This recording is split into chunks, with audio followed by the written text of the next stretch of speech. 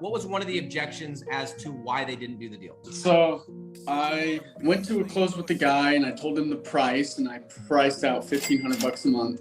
And from right then and there, he had told me that he was too far out, like he couldn't do business. So right there, it was my fault, because I asked him, I was like, when could you get an estimate? He told me tomorrow, like the next, whatever, that week. And I was like, okay.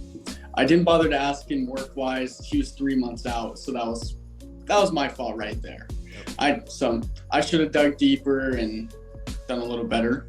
And I think the pricing was a little too high too. The guy kind of shuddered at price, right? Yeah, that's what it kind of seemed like. The price was just too high, it seemed like. Like I should have put it lower, and he just buckled as soon as I said $1,500 a month. Here's the deal, and this is a good point. And we were talking about this a couple hours ago when I was in Dylan, but sometimes they don't tell you their actual objection. So what did this guy do? Dylan dropped price and he shit his pants. And instead of saying, oh, that's too expensive, what did he do? He said, oh, I'm too busy. Not to mention he's paying for, was it Home Advisor?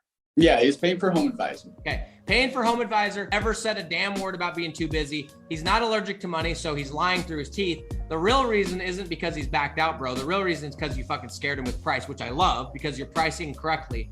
But here's the deal. The only way that you're going to overcome that, because it should sting. That's fine. The only thing I would say is the way you're going to make that not happen in the future is on your pre-close screencast. You need to make sure to emphasize how much value they're going to be getting from these leads without overselling it, right? So you're on the calculator. You're going to show them, hey, like, dude, look, man, at $5,000 and 15 leads and 30% profit, 30% close, you're gonna make $6,000 of profit, $20,000 of gross revenue. Like, that's insane. That's from 15. And like, right. What if I get you 30? So the key is, dude, you just need to build more value on when you're doing the screencast, so that when you get on, you're just gonna, like, you almost need to get them thinking like, dude, he's gonna charge me $3,000 or some shit like that. Yeah. Right. And so one thing you could even drop in, dude, you know how it says 6,000 in the bottom right-hand corner when you put the stuff in? You could say something like this. You could go, what we typically do, we like to look at the worst case scenario,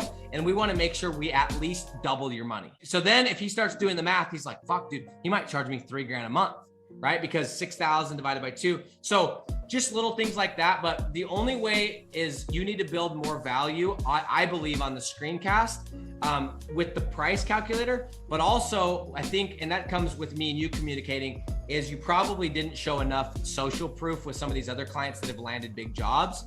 And we have a lot of clients that are making a lot of money. But anyway, that's how I would handle that one. Real quick while I got you, let's do one more. Give me another one that you had an objection. This one guy, I had called him, and so I'm in the closing process and I pitched the price. I did this one at $1,200, and he was like, well, I just signed with marketing last week. I only have to pay $800 a month. Yep. And so I was like, okay, well, and I tried to rebuttal with him and like tried to get down, but he wasn't taking it. Here's the good news is I'm seeing a common theme here. You're kind of getting a price objection, which just, you need to build value. But also, bro, another thing is, I talk a lot about this. When you get the same objection over and over, it's usually an objection that you have too. So to you, you're saying $1,500 a month, and it's kind of scaring you. You're like, that's a lot of money. And so maybe it's the way you're saying, because dude, $1,500 ain't a lot of money. That's nothing.